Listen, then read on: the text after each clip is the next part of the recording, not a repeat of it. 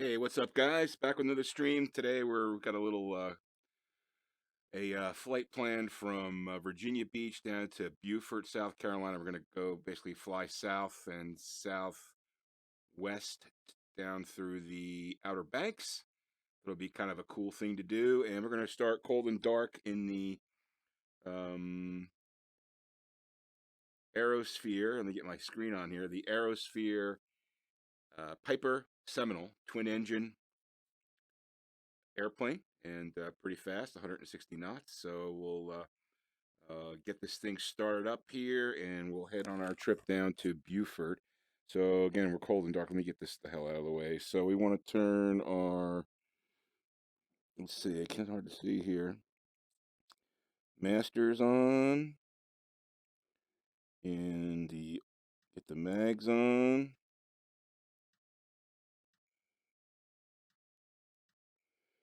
Okay, and fuel pump. Give it 1, 2, 3. Okay, just prime it. Get our mixture all the way in, and let's start the left. That one's going. Good, idle and nice. Start the right.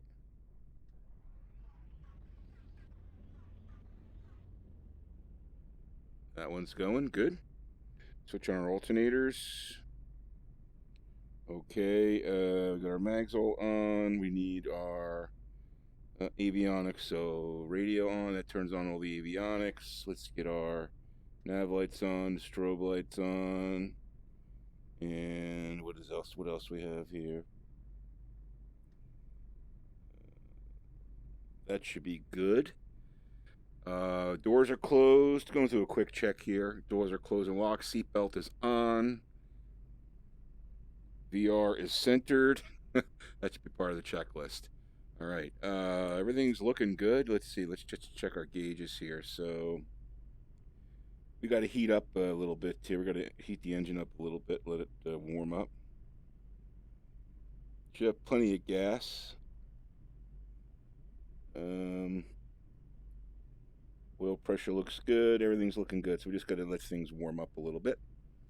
And let's check while we're waiting for that. Let's rev this up to 1,000 RPM.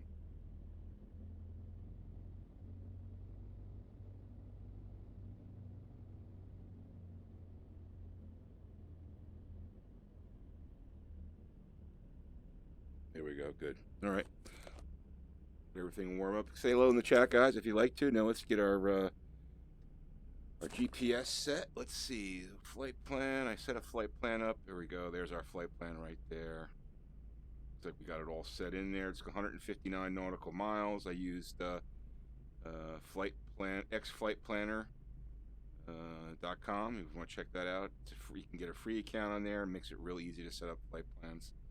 But I set up a couple of waypoints here so we could have a nice view of the Outer Banks, and hopefully we'll be able to hit those solidly. So that's good for that. 159 nautical miles. And let's see, how's our engine temps doing? Pressure's good.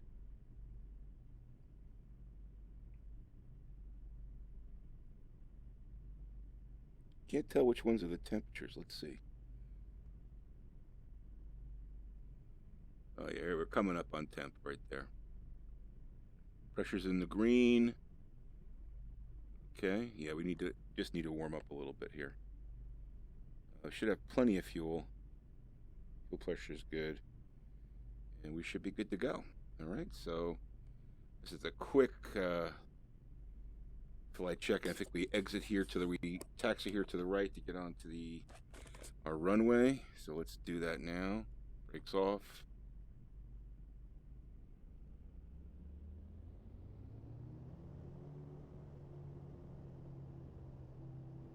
Got the red livery. I like the red liveries.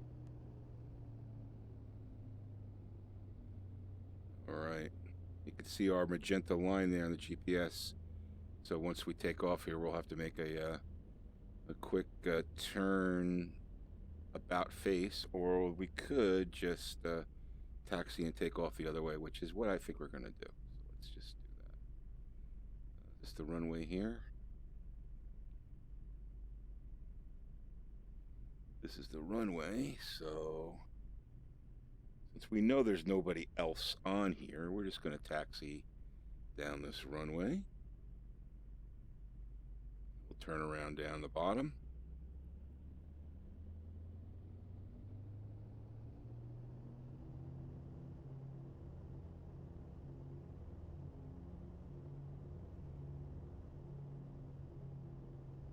Let's give ourselves some length.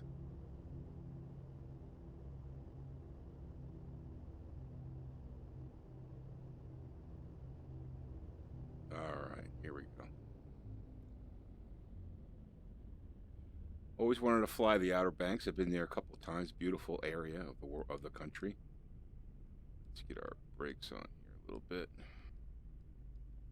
That should give us plenty of room.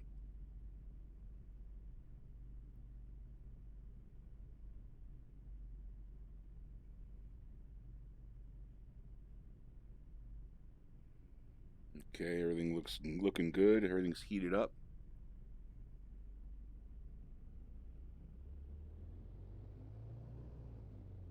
Our center line. Okay. What's up, guys? Thanks for checking the stream out. We're in our Piper Seminole, twin engine turbo, not turboprop, turbo. Should get us down there at about 150 knots, somewhere around there. And make our way down to Beaufort, South Carolina, which is we got a nice course charted right across the Outer Banks. So let's go for it. Release the brakes. Rotate it around 70 knots. And rotate. Very nice. Positive rate. Get into the green there. And gear up.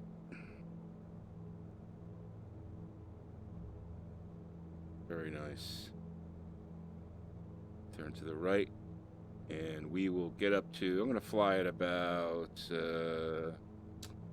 I think 2,000, maybe 1,500. So we can see stuff.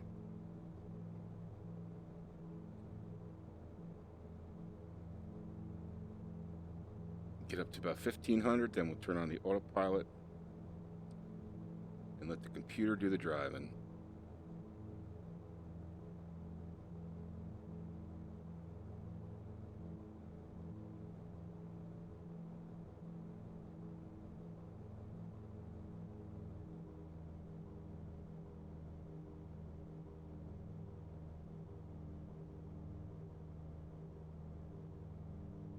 Okay, looking good. Yeah, we'll take it up to 2K.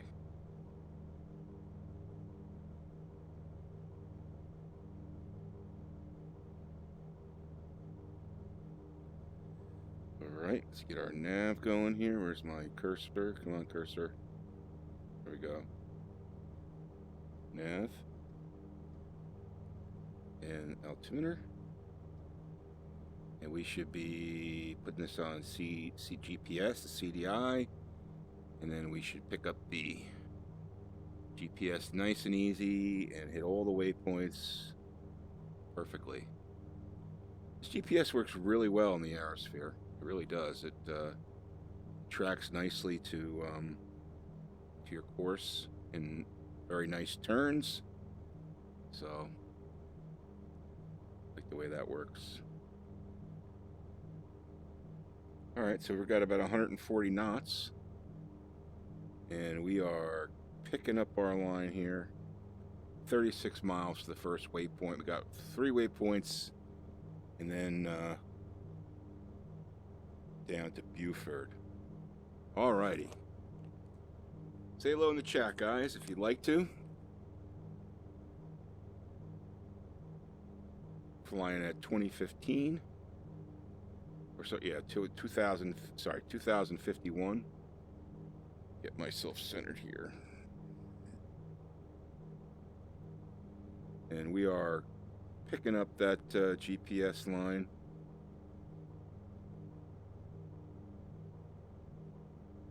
Flying level at 2051. You can see the Outer Banks starting to come up right over there. I can actually, I could probably scroll this, see it a little better. See that? Let's give it a look around here. Nothing like being in a cockpit in VR. It's awesome. Yeah, so this is the AeroSphere Seminole. The folks at AeroSphere were kind enough to give me this plane. Actually, they gave me a couple of their planes to try. I'm just centering myself here. They gave me a couple of their planes to try out, which is nice. And I love the twin because you can shoot at about 140, 150, and get there in pretty quick speed.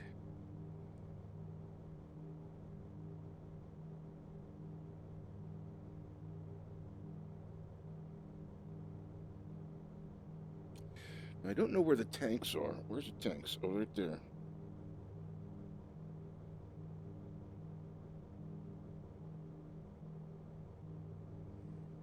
Check that out. Give me 1 second here.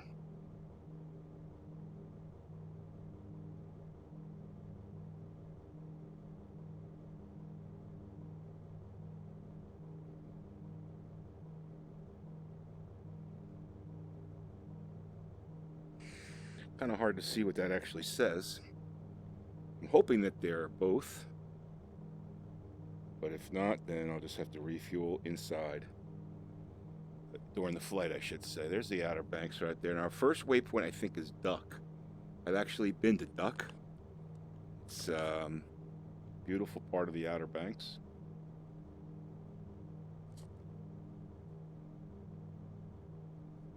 We're flying in VR using FyInside, which is an add-on software that works with X-Plane 11 that allows you to use the Oculus Rift or HTC Vive and be inside a virtual cockpit. So to me, it looks like I'm in a three-dimensional cockpit. There's depth and there's height, and it's pretty amazing the way it looks. Yeah, so it's really cool experience. Once you fly in VR, it's very tough to fly in 2D because in 2D you don't have that depth perception, you don't have that feeling of height, because it just looks like a painted picture in front of you. Even though it's shadowing, you can get some semblance of height, but it's not like when you're in VR, when you look out and you feel like you're 2,000 feet above the landscape. So that's what we're doing today, flying in VR. Now, speaking of that, I don't know if you guys saw the X-Plane live stream Friday. It's on their Facebook page if you want to check it out. Pretty interesting. Austin Meyer, who's the CEO of X-Plane, was on the live stream. It was about an hour. And I think the guy's name is Mike Brown, who also works for X-Plane. And they were talking about a number of things. They talked about the 11.02 release, which is in beta right now, saying that it's focused specifically on optimization, which is why you're probably seeing a lot of people talk about how they're getting great optimization out of it, which is great for us X-Plane, especially in VR. I mean, let me just check out what I'm getting here. I'm getting 31 frames per second in X-Plane. The first number is X-Plane, second number is in the VR headset. But it's it's pretty silky smooth. Maybe a little bit of jitter, but pretty smooth. And but obviously we can get in the 40s. That's even better. So that's the whole idea behind the .0 releases, trying to improve optimization. They also talked about VR, and they mentioned that they're going to be demonstrating VR at the upcoming flight SimCon, which is going to be at Bradley Airport in Connecticut. I think on the week of the 10th. I'm not sure the dates. Check the website, Google it, and they'll have the specific dates. But the folks from X-Plane are going to be there. Make sure, yeah, I just want to make sure my mic wasn't muted. The folks from X-Plane are going to be there, and they're going to be talking VR and showing VR. Apparently, they're going to have a demonstration of it. Now, I think that's pretty cool.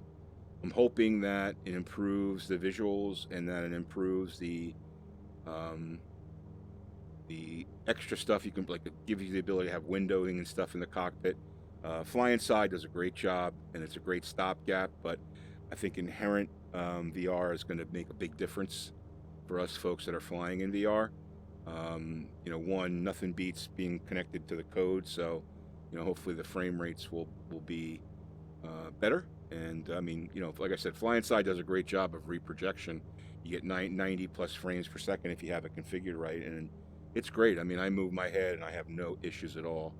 But the fact that X-Plane is making it a priority to bring out VR is good, is really good. It's actually going to separate them from FSW, which, not that they needed the separation anyway, because in my opinion, X-Plane 11 is superior in all aspects, but having VR is going to up their game, in my opinion. I mean, if you've never tried VR flying, you got to try it, because it'll change the way you view flight simulation.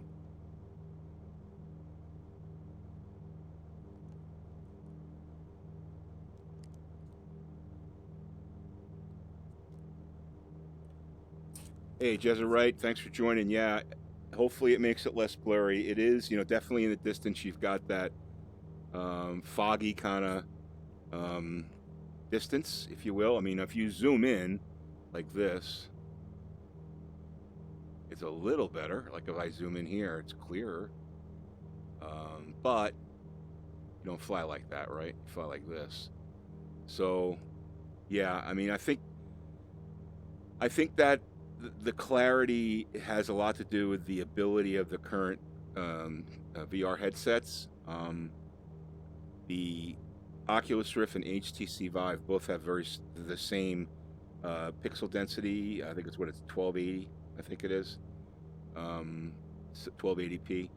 So it's a little better than 1080p, but the holy grail is 4K in each eye. That's probably, you know, 18 to 24 months away, and also it's going to require pretty solid GPU. I think the 1080 Ti should be able to handle it because it does pretty well with 4K. But don't forget, you got to generate 90 frames per second. So in order for you to avoid sim sickness and all that crap. Now, they both Vive and Oculus, HTC and Oculus, have software that enables them to reproject, to take lower frame games and make them usable in VR.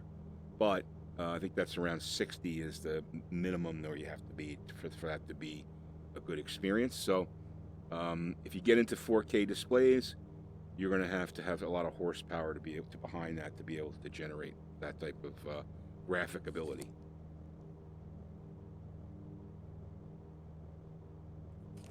Yeah, it's hard. Sometimes it can be hard to find airports. I use the GPS for that, so you get some semblance of where it is, and you can also zoom, like I just did there. So if you want to, if you know you're coming up on an airport, you can zoom like this, and you can get a pretty clear picture of it. It's like having binoculars on. So that's a little trick that I use. Like, let me just go over here. You can see I can see pretty clear over there as I zoom in. And I got to keep my head steady, but use that zoom. And I have use the mouse wheel for that, just to show you the end of that island out there. I mean, that's pretty far. If there was an airport there, I'd be able to see it. I'll give you an example when we start to come close to an airport. Well, there's one right there, so that should be, you see here.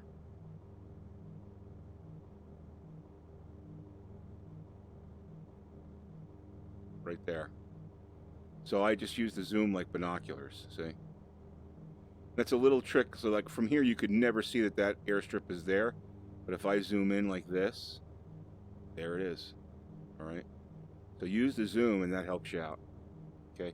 Use a GPS so you know where the pink dot is, and then use the zoom to to find it. Hope that helps.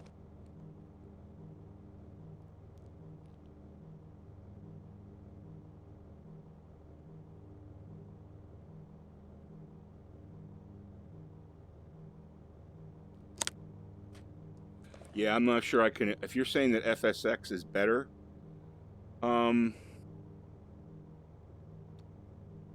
yeah, I'm not sure. It's a difficult comparison to just say flat out it's better. I don't think the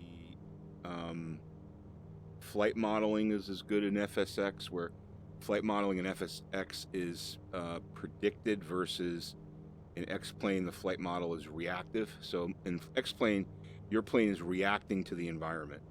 In FSX, it's predicting what you should be doing next. So it's a different algorithm, the way it flies, and I just think FSX flies better. I will actually put up with the blurriness because the flight model is much better in FSX. It's just my humble opinion. Everybody has their own opinion about it. I mean, I have flown in VR with FSX, and it's pretty good, and I get pretty good frame rates. I still have trouble seeing things, but zooming in FSX is a pain in the ass because you've got to use the space bar and the mouse, and you can't just use the mouse wheel, and it's kind of a pain in the neck. But yeah, I guess I could see what you're saying. It's to what's your preference, you know? Yeah, if you give that zoom a try, I mean, see if I can. Where is it? I guess we passed it. But that zooming really does work. It really does work. All right, so we're coming up to our first waypoint here, and hopefully if this computer is working well, our GPS computer, will just make a little bit of a left-hand bank. And I believe that's duck right over there. Let me just look at the... yeah, I'm pretty sure. No, it's probably not duck. I think it's the second waypoint.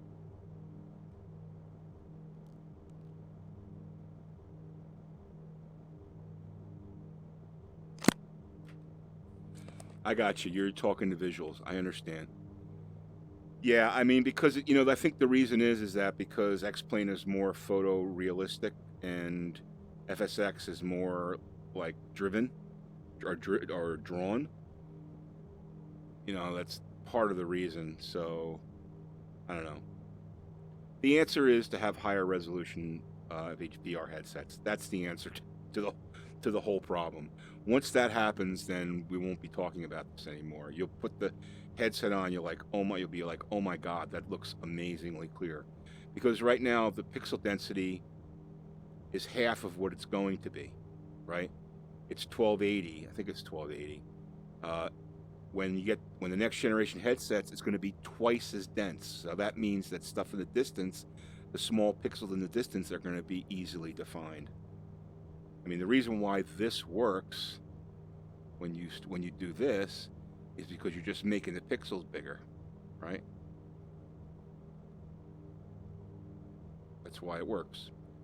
All right, so we should pick up our next leg here, right? Let's just see if, yep, there we go. And we should turn a little bit to the left. There we go.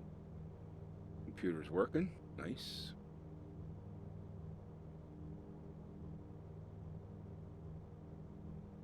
Gotta love that GPS and that nav. It's awesome.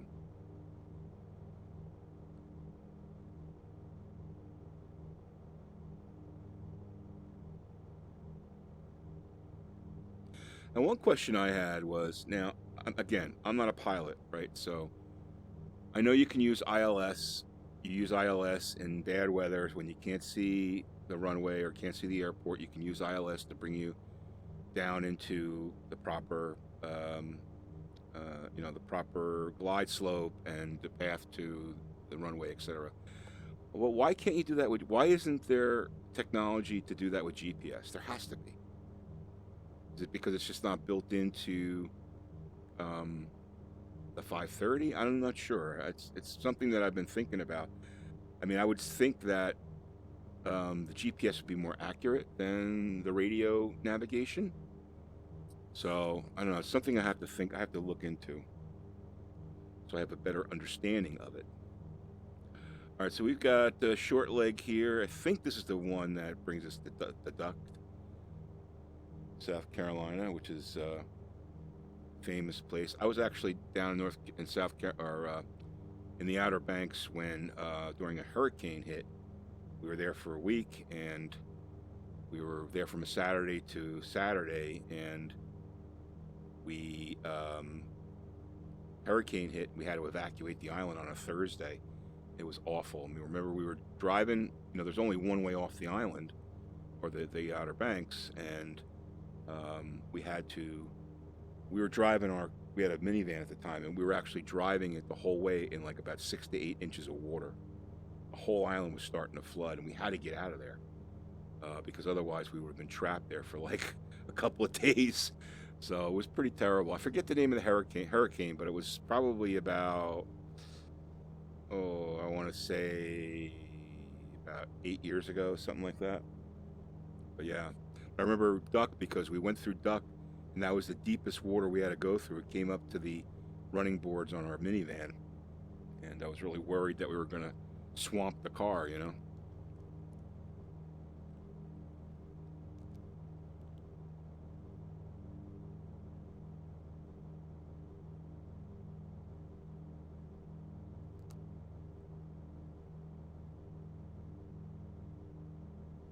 Hey, Francesco, I guess it's Francesco. I got to be honest with you. I really don't use the touch controllers that much. They do work. I'll grab one right here. You'll be able to see it in here. There it is. Okay. I don't use them that much because most of the third-party planes don't really support them that well. The stock Cessna, I do use it sometimes because it is nice to be able to just press the autopilot or stuff like that. So I would say that it's kind of like the novelty of it has kind of worn off a little bit because you've got this big thing in your hand here, and you're trying to fly the plane, and then you have to you got to think about you're definitely flying one-handed when you use it. So I don't know. I found it useful in some cases. Now, what I do use now is I use voice commands. Right? I've got this plugin called Plane Command, and it's planecommand.com. It's like $20. It works with X-Plane 11, and you can do things like, let me show you. Turn strobes off. Strobe lights off. Turn strobes on. Strobe lights on. Now, I'm not sure, this might not work with this plane, but it works with the stock plane. Set heading to 210. Heading bug set to 210 degrees. So I just set the heading bug. So I'm doing voice recognition to do stuff in the cockpit, and it works with a number of things, including the autopilot and nav radios, like set COM1 to 12345. COM1 set to 123.15. Okay, so you can set your COM and your navs, and having the ability to use your voice in VR is very convenient. And I found this after I started using the touch controllers, and I got to be honest with you, using the voice commands is much, much better. Just a lot easier. So here's a sample. I'm going to zoom right in and take a look at that airport. So as I zoom in, it's like I'm looking at them with binoculars. It's pretty clear. So I can get an idea of the runway. Now I'll zoom out. And I can actually see the runway from here, but so anyway, so that's another example of zoom.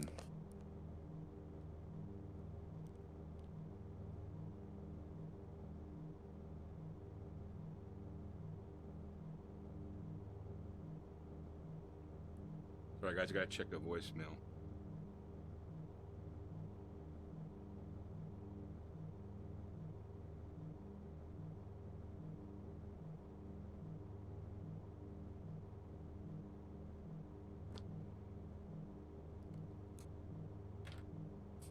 You want me to crash? No, I'm not going to crash. Oh, I got to unzoom. Okay. So anyway, yeah, so the touch controllers, you know, third-party planes, there's not a lot of function. FlyInside's trying to build in more functionality, and they're starting with the stock. The stock C-172 Cessna has pretty good functionality with touch, so you could definitely use it with that. I would say, like, if you have them, you could try it, but, like, I wouldn't buy touch controllers just to use them in X-Plane 11. It's probably the best way to say it, you know?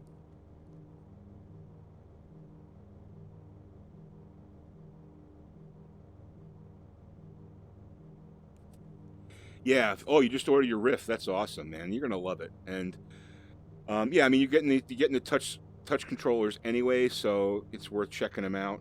You're gonna use them for other things like games and stuff like that. There's 2 games you got to try that are amazing. Robo Recall, which you probably get for free. I think you get for free when you buy the Rift. I can't remember.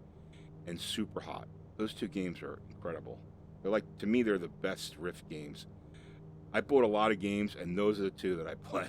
Aside from this, those are the 2 that I play the most. But anyway, yeah, good luck with your Rift, and make sure you check out FlyInside. I'm sure you will.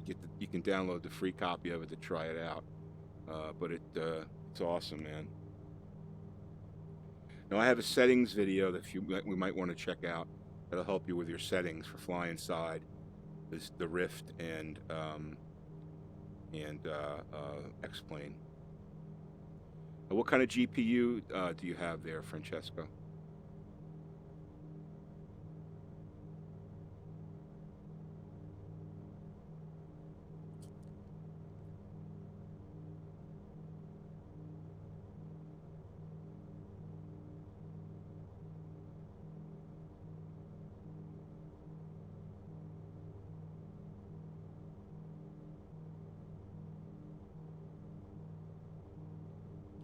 Giggly goo. Okay, random nerd. You know, I have to understand. I don't understand, why is my carburetor ice when it's let's see, it's 50 degrees Fahrenheit in South Carolina at 2,000 feet. That doesn't make too much sense. It shouldn't be that warm. So do I have to turn my my pitot heat on to warm up the carburetor?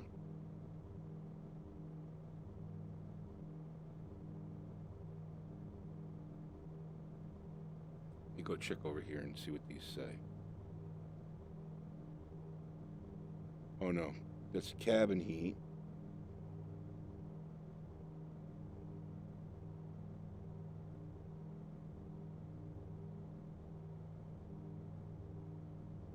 Well, I got it turned on. You can look out this side if you want. See what's out the window here. In the co-pilot seat,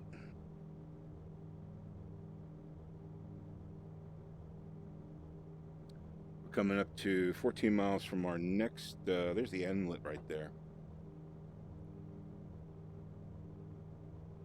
Kitty Hawk is right around there, I think.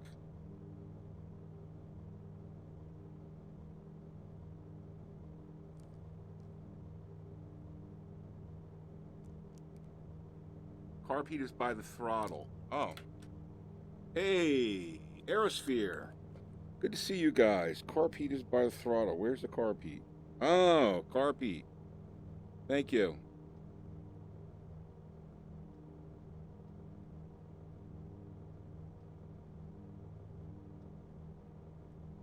Gotcha. Thank you, boys. Appreciate that. I'm not sure, why is that heat up at 50 degrees Fahrenheit at 2,000 feet? Oh, there it is. It's off now. Cool. Thanks, guys. Now, I'll remember that. I don't think I have to keep that on all the time, though, do I?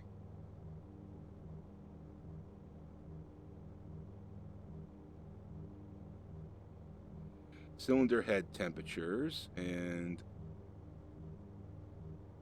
Okay, I guess this is adjustable. So I'm going to just turn it off. I guess it's either on or off. I'm going to just turn it off and see what it does. Boy, I got the guys from AeroSphere watching me. Say hello to the AeroSphere guys. If you have any questions about this plane I'm flying, guys, it's the Seminole Piper. The guys from AeroSphere are the guys that designed it. Really cool plane. I don't know if you guys caught the beginning of the stream, but I started this up from cold and dark and taking her down to Beaufort, South Carolina. I would love to have a Bambino Games livery for one of these. This is my favorite plane, the Seminole. I would love to have a Bambino's Game livery for this, but I'm trying to figure out how to do the custom liveries, and it seems I have to have Photoshop, and I'm just not going to pay for Photoshop, even an older version, because you have to output a DDS file, and you have to have a plugin to do that. And what I wanted to do is like put my logo somewhere on the dash, on the instrument panel, and then maybe do like the Bambino Games colors, the blue and the chartreuse green and the yellow, and kind of really trick out a livery for Bambino Games. But I just don't have the time. I mean, I'm decent with graphics and stuff, but I don't have Photoshop, so I can't, and I don't know how to use GIMP. So I just don't have the patience to do it.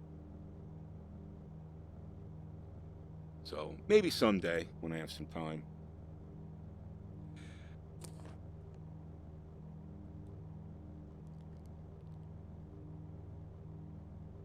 How long is this going to take? Well, let's see. I'll tell you in a second. It's going to take... Look at our flight plan. And we've got about 86 more nautical miles to our destination, so probably, I would say it's going to take about 40 more minutes somewhere. Got a pill to take or something? Okay, carb ice happens as high as 70 degrees. Thank you. It's more of a humidity thing. Okay. The carb temp runs lower than the outside air. Gotcha. Okay, cool. Thank you very much for that educational thing. Now I'll never forget it. When I get the carb, I've got it on there now, so I got to turn on the carb heat.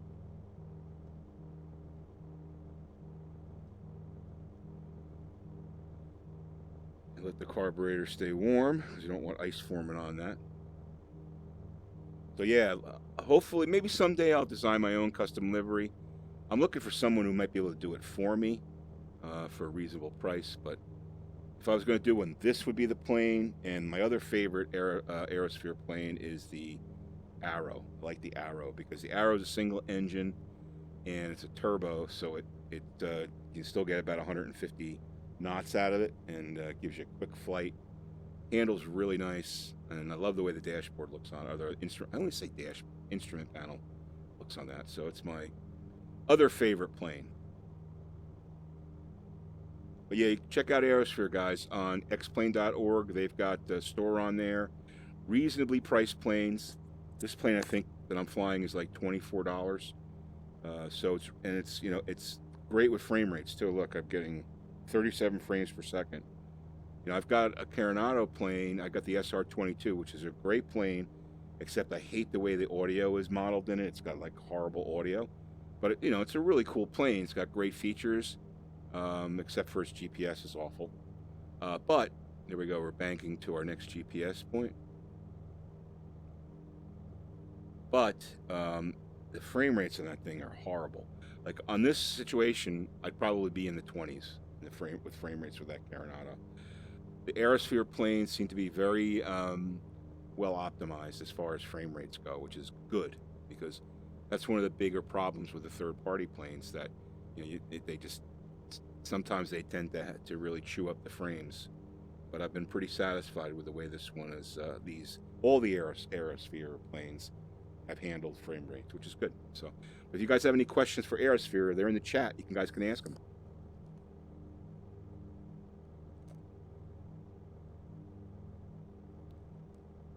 All right. So random nerd, that MK is definitely a South Park reference. I'm a South Park fan big time since day one, the first episode. I actually went to see Book of Mormon yesterday, been meaning to see it. Went to see it in New York, and it definitely was the funniest play I've ever seen. It was hilarious. If you get the chance to see Book of Mormon, I highly recommend checking it out. It's really funny. I'm hoping that South Park, Trey and what's his name, Matt and Trey, do a cartoon version of Book of Mormon. I'm praying that they do that, a cartoon, cartoon movie version. That would be awesome if they did that. But it's really, really good, really good. All right, so this is our third leg of our trip down to Beaufort, South Carolina. A lot of open water. Guess not a whole lot to see. I probably should have flown a little closer to the Outer Banks there, but we're getting to see a good picture of it.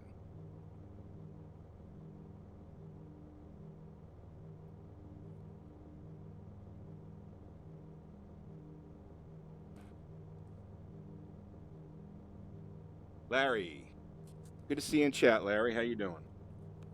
Thanks for checking out the stream. Hey guys, make sure you subscribe to my channel if you want to hit the subscribe button. And there's a little bell icon next to the subscribe. If you click that, then you'll get a notification. Whenever I post a video or if I start the stream, you'll get a notification. So you might want to check that out. So yeah, one piece of news. I think I mentioned this in my last video, that I've got to send my headset back to Oculus. I had this issue with horizontal tilt. So basically, whenever I started up my Rift, I'd be in Oculus Home and everything would be slightly slanted about like 5 degrees to the left, right? So I opened a trouble. This is happening for a while, and it was intermittent. Sometimes it would be level, sometimes it would be to the left, but always to the left. So I let it go for a while, and then finally I decided to open a ticket with Oculus. I've had it since September or August, around there. Anyway, so I opened a ticket with them, and they tried a couple things. They sent me this tool that does a recalibration. Did that a couple times. That didn't help. Tried a couple other things, and basically they said, okay, we're going to send you an RMA, ship the old one back, and we're going to ship you a brand new Rift, which I thought was great. I mean, that's, pretty cool service, right? Here I am, I paid $600 for this because I bought it back before the price dropped. Have an issue, no hassles at all. Send it back. It's under warranty. We'll send you a new one, and that's what they're going to do. So probably tomorrow I'll be shipping this thing out, and I'm going to be without a Rift for about a week, a little over a week. And we'll get the new one in, and hopefully I won't have that horizontal tilt. Like I said, it's intermittent, but it's bothersome because, like, right now, I mean, you got to be nitpicky about it, but I tend to be like one of those people that is like hypersensitive to stuff that's, whether it's level or not. Like, I can walk into a room and tell you if like the wall and ceilings are level. I don't know, it's just the eye thing that I have. So like right now, when I look at the horizon and hold my head straight, the horizon is not level. It's a little bit tilted to the left. And it doesn't bother you too much because your head is never always level because you're moving it around. But I figure, hey, you pay all this money for something, it should work, right?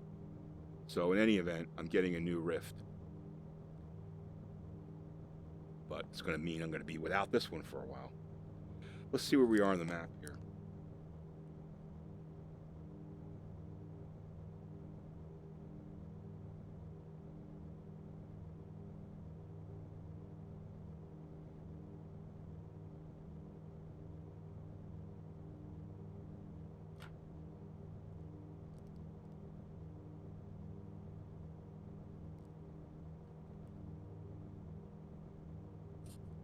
All right, so that is Buxton right there, and then we're going to hit Cape Hatteras, which is, I guess, over there. Let me just zoom in here and see what we got here. That's Cape Hatteras, I think, right there. See, so it's like binoculars, which is awesome.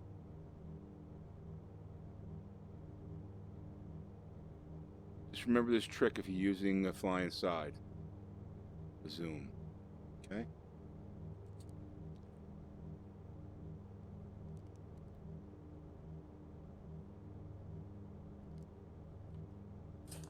Larry, you installed X-Plane 10. How come you didn't go with X-Plane 11? Just curious. I'm just curious. I have a video on getting started with X-Plane that you might want to check out. I'm not sure if you watched that or not, but some really good resources. X-Plane 10 is a little bit more complicated than X-Plane 11. They tried to simplify things with X-Plane 11. So, you might want to... I'm not sure if you... I guess you bought X-Plane 10.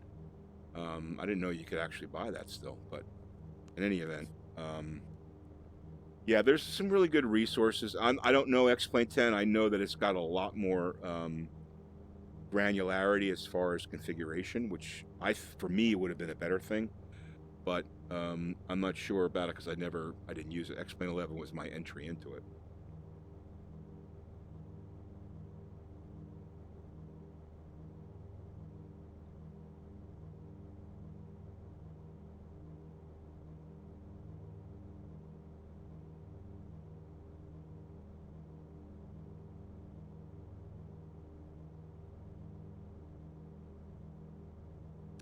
I just want to check something here.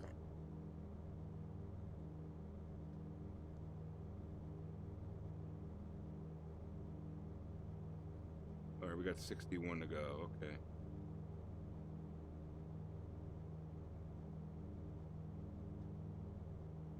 You're trying the demo version.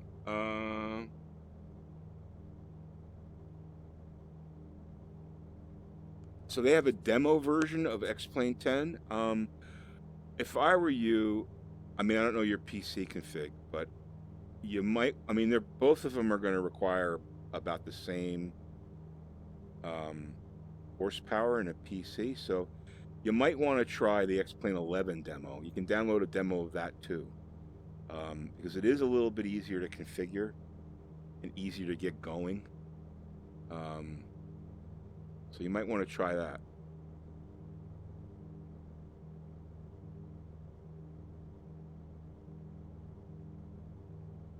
I love how quiet this plane is. It's like well insulated or something, I mean, those engines are very, very loud if you go outside. You don't get outside if you go here like this, but in this plane, but at least, it's like a muffled sound, which allows you to at least think rather than it being super loud.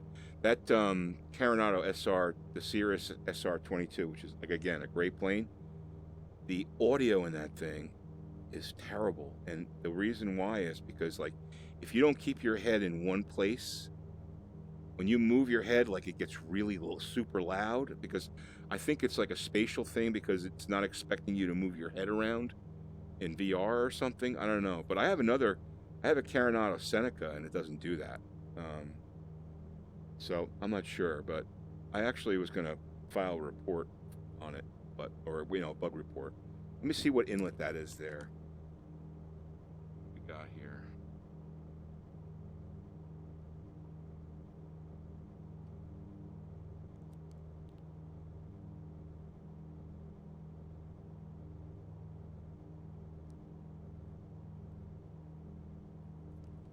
All right, so that's Cape Hatteras right down there.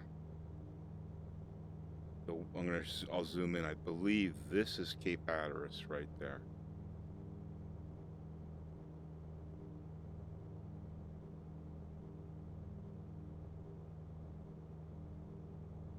Still got about 60 nautical miles to go on our trip here. Let me make sure your zoom is off, because otherwise your visuals in the cockpit get wonky.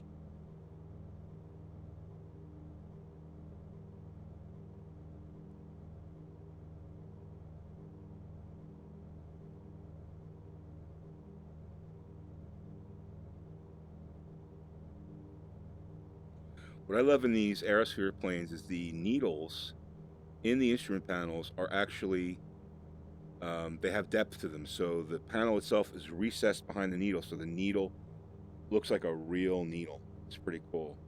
Like, it sticks out, if you know what I mean. There's space behind the needle and the face of the dial. So I know on the Airfoil Labs 172, the needles are part of the dial, so you don't get that like depth perception, if you will.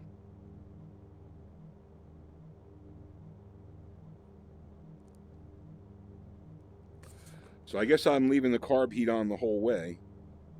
It's probably something I should add to the checklist. You probably turn it on when you get up to your cruising altitude. Just go down here and check on my temps, make sure everything's looking okay. All right, we're looking good. Everything's in the green on the cylinder head temps. The oil temps good. Pressure's good. Fuel's good. Pressure's good. Amp's good. It's down there. Oh, those are the cowl flaps. Okay.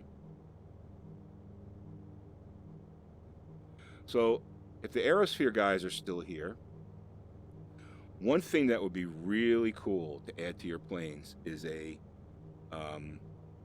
engine hour meter, like in the RPMs, so that you know how many hours you've been flying the plane. That'd be really cool to have.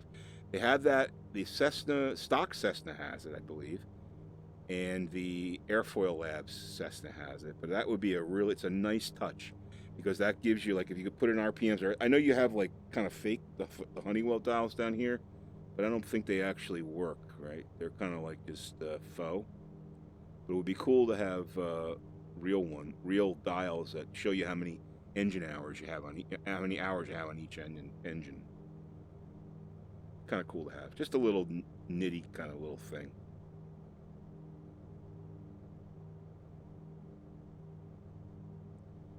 Once in a while I gotta set this is a FyInside thing, I gotta set my centering for VR. Go.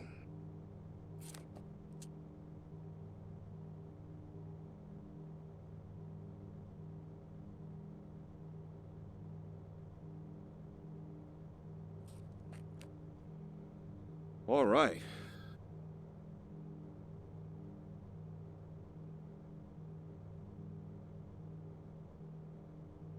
Hope you guys are having a great Memorial Day. You got to think a little bit about, or just a little bit of a thought for all the soldiers that are serving our country. If you live in the United States, I live in the United States. I'm thankful for the service that they give to keep us free and to protect our country, and it's a big sacrifice that they make and their families make. And so I'm very thankful of that, and I want to just say that I appreciate that. And today's a day when you remember not only that, but all the folks that lost their lives defending the United States. If you're, for me, a United States citizen, it's important to remember that and talk about that. So happy Memorial Day, and thank you to all those who have given and are giving their service to the country. Thanks. That's important to me. I have a couple of friends that served, and have one of my son's friend is serving, just started to serve. He's ROTC. He went in as an officer, but he is serving for 3 years, so I want to wish him all the best. It's like a golf course down there. Now, I think after this next waypoint, I think we cut right to our destination. I have to look. Let's look at our, looks like there's a boat down there. Let's look at our GPS here.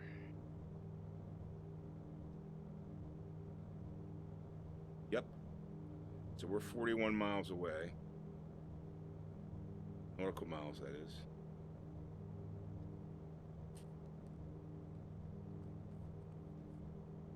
That wouldn't be an aircraft carrier, would it? It kind of looks like one. Let's zoom in and see. No, that would be an island. Okay. Yeah, the other thing I don't like about the Airfoil Labs plane, and it's got some great features, don't get me wrong, but they have a 430 in that plane instead of the 530. Now, the 430 is a perfectly fine GPS, but the map screen is so small, it's difficult to read, especially in VR, they could have arranged the panel to put a 530 in. They could have put the autopilot over to the right and then had a 530 in it. I wish they really would have put a 530 in that plane, because it would have made it a lot more useful. I mean, I pretty much fly everything with a 530. It's just the better GPS. It's reliable. It works. You can't rely on the Carinata 1000 or even the 500 that they have in the Seneca. Just, I can't get that one to work. But the 530 works, and any plane that you find it in, it always works.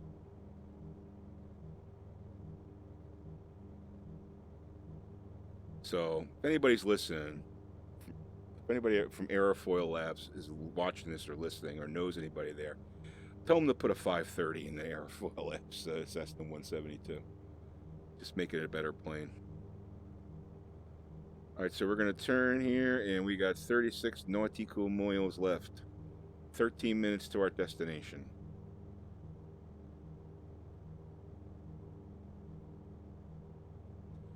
We're going to land at KMRH. Let me just get a look at that on the chart.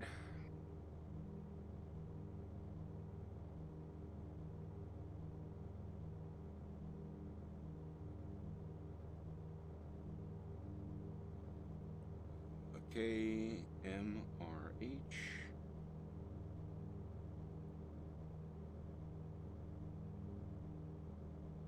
Beaufort. All right, so Beaufort, we got 2 runways, one running north and south, and the other one running kind of east-westish. So let's just see if we can get some. Well, we know the weather, but just see if we can get the.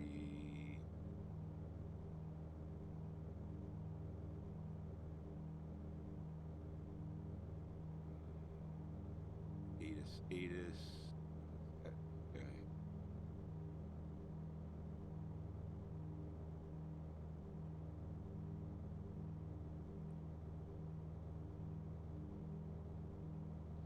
For our 26 and 8 are the runways. This is,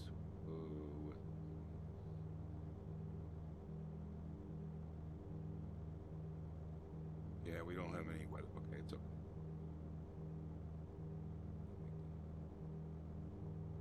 Kind of have an idea of how the runways go, so we'll figure it out.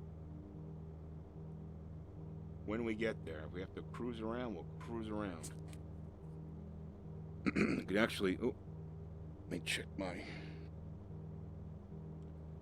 All right, so we still got 30 miles. We got a ways away.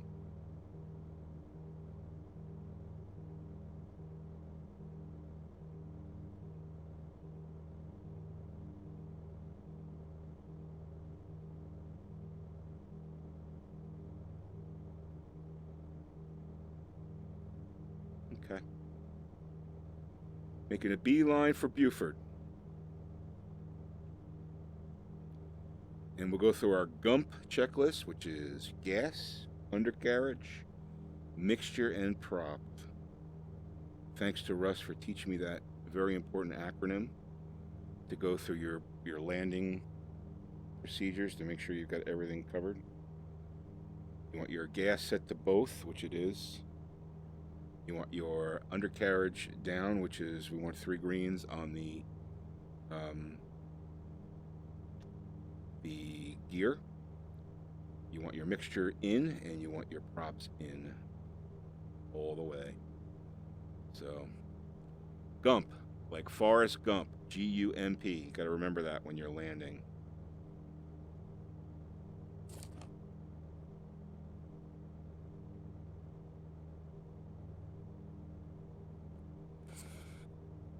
All right, so almost there, almost to Beaufort. 27 miles. We're cruising at about 150. Happy with that.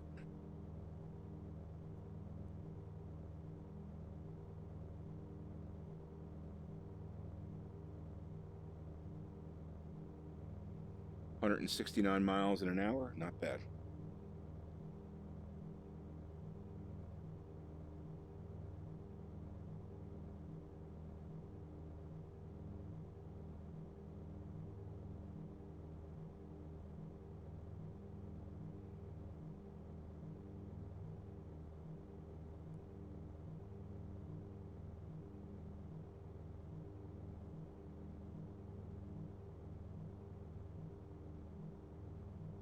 So I'm not sure if the AeroSphere guys are still watching, but I don't know if you guys know that you can actually grab the sun visors with the Oculus Touch. And you can actually change this with the Oculus Touch, the cabin light. And there's a couple other things you can do. You can grab the throttles. You can turn the carb heat off, which I will do. You can flick switches. I think you can use the autopilot. There's a few other things you can do with the Oculus Touch. Thanks to FyInside. So I want you guys to know that.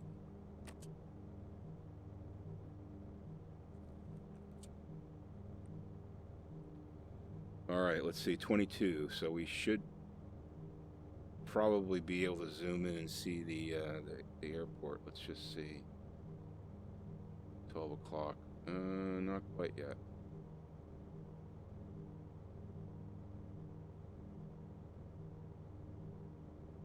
Not quite yet.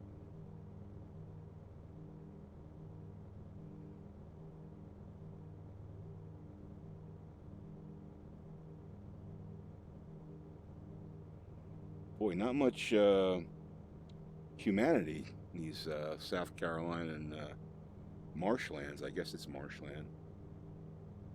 Probably a lot of cottonheads, cottonmouth stinks or whatever.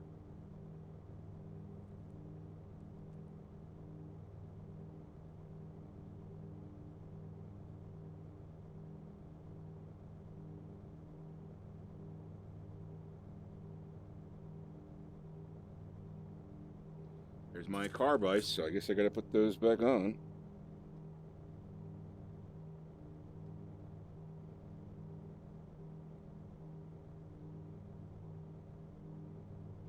Airport there, which is 12 NC. Right there. Let's take a zoom at that. Looks pretty nice when you zoom in.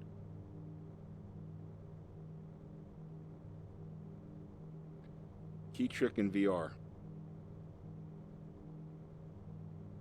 All right, 18 miles to go. Let's check our frame rates. We're getting 31, which is good. Nice smooth movement on the ground.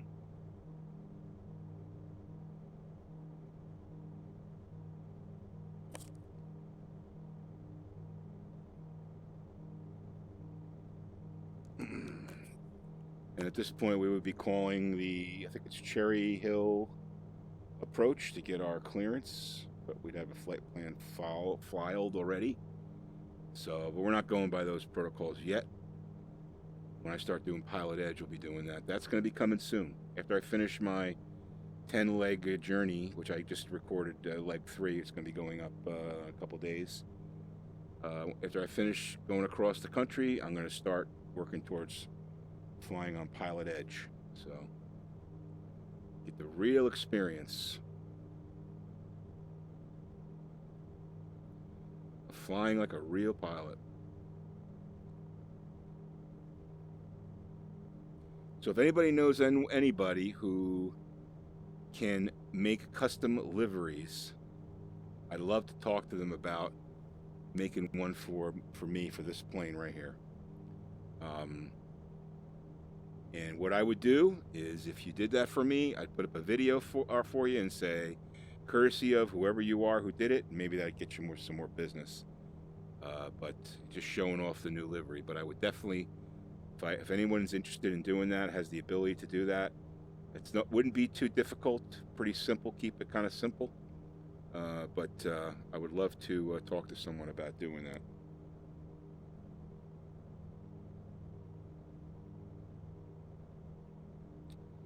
Got some green pastures out there, a lot of farmland.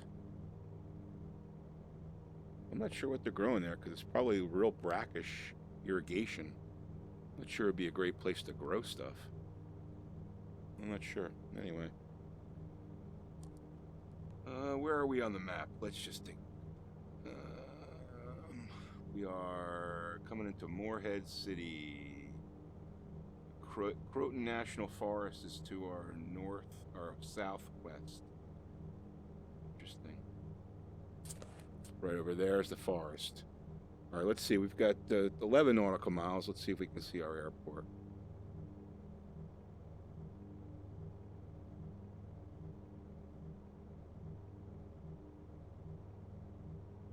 Yep, there it is. Okay, so we're gonna have to make a left-hand turn a little bit and bank out to catch that. So I'm gonna take this off autopilot, and I'm gonna start. Ooh, that was a little sensitive. Now I raised the sensitivity recently, and it really made this plane sensitive.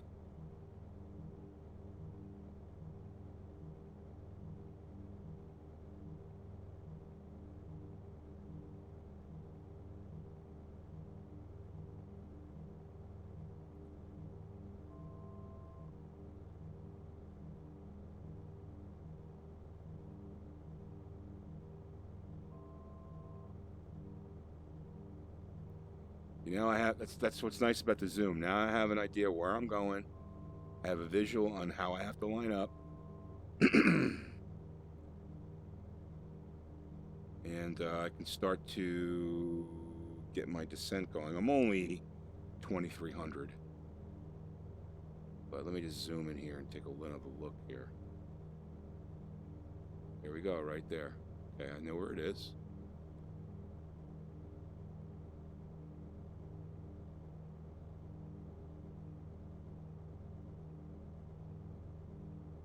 Kind of line it up like a putt. I don't know if you ever play golf, but you kind of line it up like another landmass, landmark where I'm going to kind of turn to so that I can line up to that runway.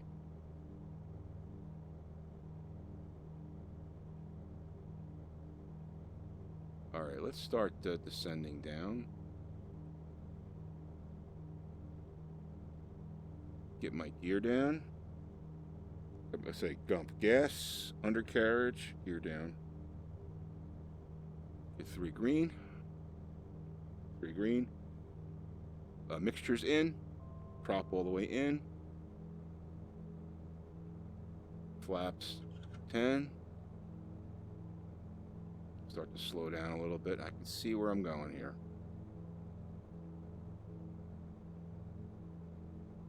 Can't read chat while I'm landing, guys. Sorry.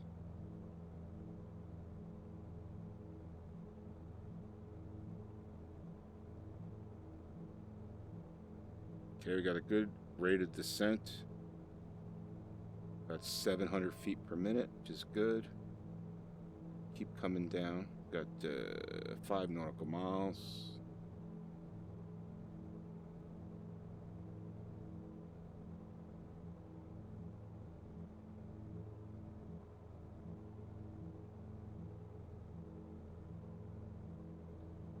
Flying at about 100 knots. And descending, which is good.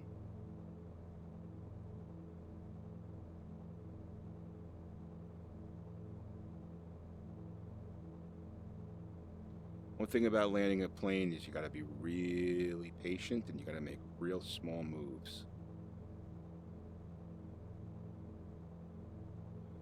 I think I have the sensitivity too high in X-Plane though, so I'm going to have to just remember to set that down a little bit.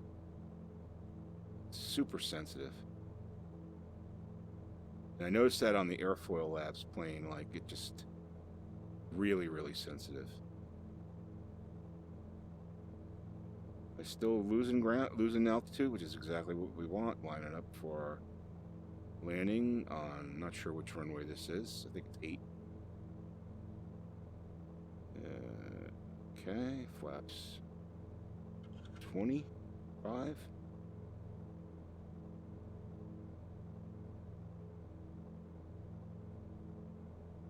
Got good glide slope.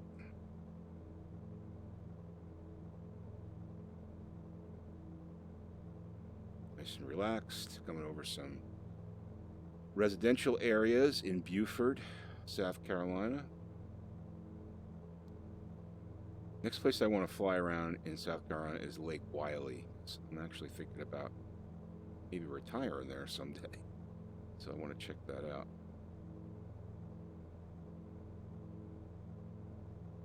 All right, we're still going down at about 700 feet per minute.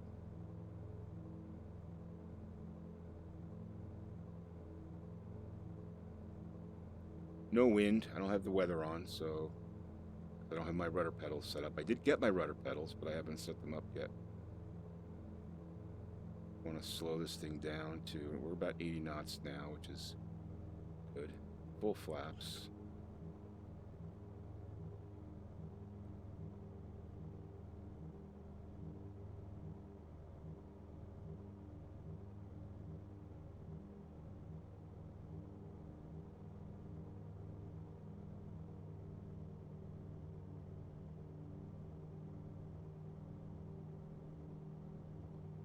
Welcome to Beaufort.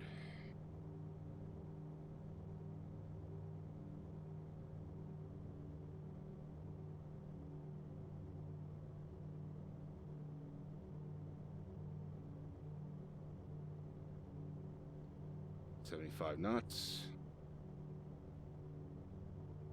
Flare it out. Throttle down. Oops. Ooh, that was kind of a awkward landing. Flaps up. All right. Made it safe, though. All righty. That was a shitty landing, but oh well. Crossing a runway here.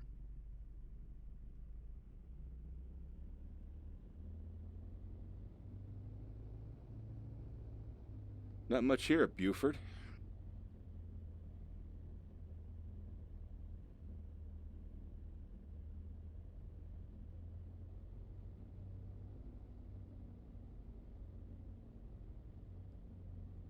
Can I taxi there? Where's my taxis?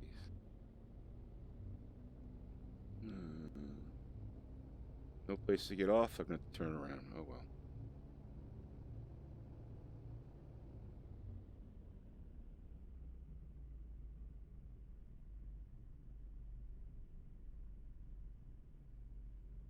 All right, we'll call it extreme right here. Set parking brake. Brakes set. I love that. It's awesome. Well, guys, thanks for checking out the stream. Just a quick flight from Virginia Beach down to Beaufort, South Carolina. Got a aerial view of the Outer Banks. Flying in the AeroSphere Seminole. Lots of fun flying this plane. If you guys like what you saw today, make sure you hit the like button. Don't forget to subscribe to Bambino Games and hit that little bell icon when you subscribe if you want to get notifications for when I put up videos or where I'm streaming. So thanks for watching, guys, and have a great day.